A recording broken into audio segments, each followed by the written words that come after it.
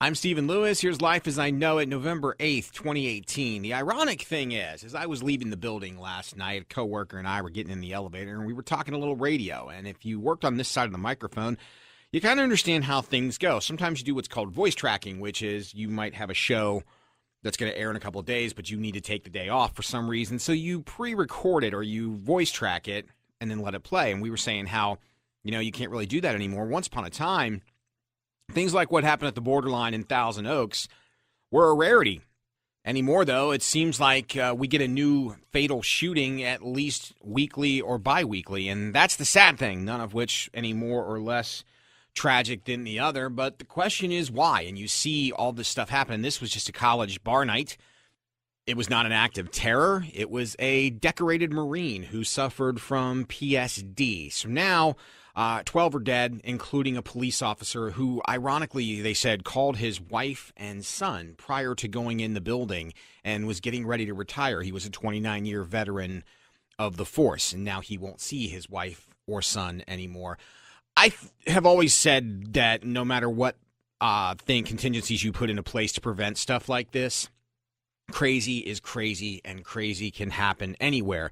So what happens in the aftermath? There's so much conflict just all over this country right now, and it's really disheartening to see, but it seems more and more this has become a way of life. What used to be a great tragedy that happened once in a while now is something that we kind of deal with more on a regular basis, and it's just very disheartening. I feel like as humans, we're all better than this.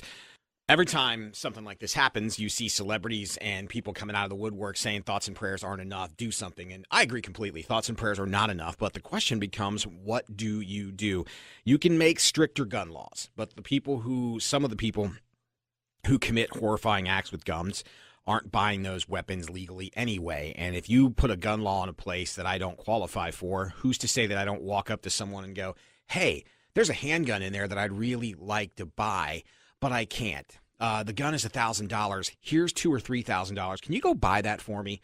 And there are people that will go out there and do that. Everybody knows the older person that would buy booze for them when they weren't old enough to drink. Same principle. Maybe not the same thing, definitely, but same principle.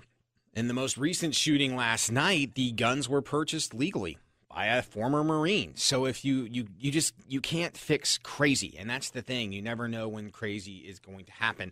There are those that make the argument that the right to bear arms came about because it was written at a time when Indians or outlaws or someone else could just show up at your house and take your land. And yes, times have changed, but again, I'm not going to fault responsible gun owners for the troubled few that have created horrific events for the country to deal with down the road. So I don't know what the solution is. I don't even know if there is one or a practical one. I do know that we can't live life scared. You can't be afraid to go out. You can't be afraid to go to a concert. You can't be afraid to go to a store because of the crazy is out there. I do think you have to keep your guard up, and I do think you definitely have to take in consideration and learn the lessons that's coming from all of these things that we've seen in the last couple of years, that it can happen anywhere, and it's not subject to just one type of people. This was college night at a country western bar. A week or so ago, we were talking about a place of worship in Pittsburgh. I think that you let evil win when you change your way of life and you're afraid to do things and you're afraid to go places and be things. This country was founded on the principle of being different. And you let the bad people win when you're afraid to be an individual and afraid to be who you are. And the question is, everybody says we need more than thoughts and prayers. I agree. We need more than Twitter moments of silence. We definitely need to remember those we've lost, and we do need to do something. The question is, what is that something?